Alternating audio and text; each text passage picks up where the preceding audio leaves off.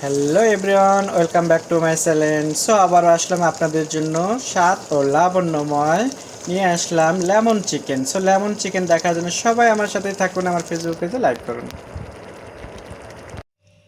এখন দেখাবো আপনাদেরকে লেমন চিকেন। সো লেমন চিকেনের জন্য আমি এখানে চিকেন নিয়েছি হাড় সহ।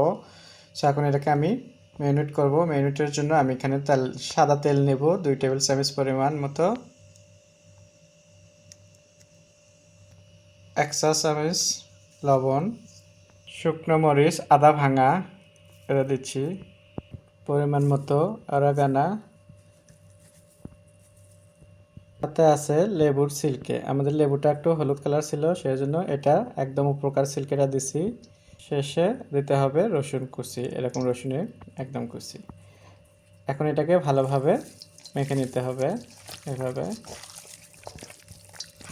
লেমন চিকেনের জন্য আমার চিকেনটা কিন্তু ম্যারিনেট করা হয়ে গেল। আর কি কি উপকরণ দিচ্ছি সেটা আপনারা দেখতেই পারছেন ভিডিওতে। ইম্পোর্টিং হলো করে আমি এখানে কি কি দিলাম এটা ফলো করবেন। সো এটাকে আমার ম্যারিনেট করা হয়ে গেছে। এখন আমি এটা 10 মিনিটের জন্য রেখে দেবো, আর 10 মিনিটের মধ্যে বাকি উপকরণগুলো আবার রেডি করে নেব। অবশ্যই এখানে লেবুর রস দেবেন। আমি এখানে কিন্তু এক টুকরো লেবুর রস চিপে দিয়ে দিছি, দিয়ে এটাকে আবারও ভালো করে আমি একটু মেখে দিচ্ছি। লেবুটা প্রথমে দিলেই ভালো হয়। সো আমি এটা ভুলে গেছিলাম, সেজন্য করে লাস্টে একটু দিয়ে দিলাম। তো মিনিটের সময় এটা দিতে হবে। সো আমি দিলাম। এখন চলে যাচ্ছি বাকি উপকরণ নিয়ে চুলোতে। চলে আসলাম চুলোতে। এখানে চিকেনটা আমি একটু ফ্রাই করে নেব আর দিয়ে দিচ্ছি তেল প্যানে। এখানে আমি একটা বড় পাতিল বসিয়ে দিচ্ছি। এখানে লোকার চিকেনের সস করে নেব। তো চিকেনের সসের জন্য আমি পাতিলে দিয়ে দিচ্ছি বাটার। বাটারটা একটু এরকম গলে অয়েল হয়ে গেলে তখন এটাকে দিয়ে দিতে হবে ময়দা। আমি এখানে ময়দা দিচ্ছি 3 টেবিল চামচ। বাটারের সাথে আমি এটাকে ভেজে নেব সুন্দরভাবে।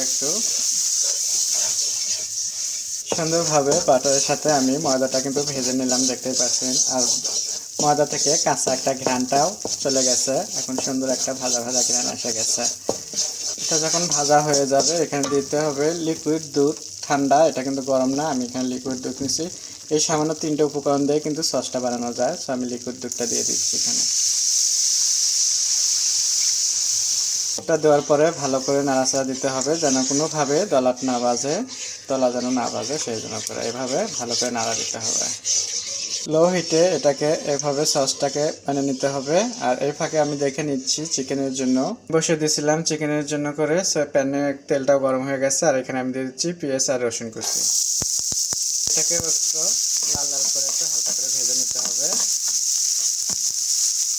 এখানে কিন্তু পেঁয়াজ আর রসুন কুচি, এটা একটু এখানে ভাজা ভাজা হতে থাক। আর এই ফাঁকে আমি দেখে নিচ্ছি দুধের ওটা এটাকে কোনোভাবে দলত বাজানো যাবে না। দেখতেই পাচ্ছেন খুবই সুন্দর হয়ে হচ্ছে। এটাকে কিন্তু এভাবে আস্তে লো হিটে এটা এভাবে বানাতে হবে। চুলাটা এখন আমি অফ করে দিচ্ছি, দিয়ে আমি ওখানে চিকেনটা ভেজে নেব।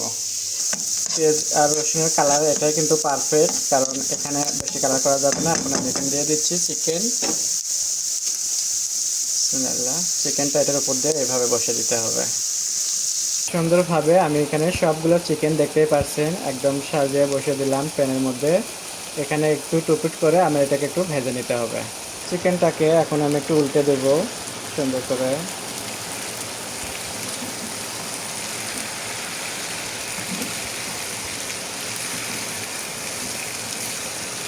সুন্দরভাবে আমি সবগুলো উল্টে দিলাম। এটাকে উল্টে পাল্টে আর একটু সুন্দর করে কালার করে নামিয়ে নেব।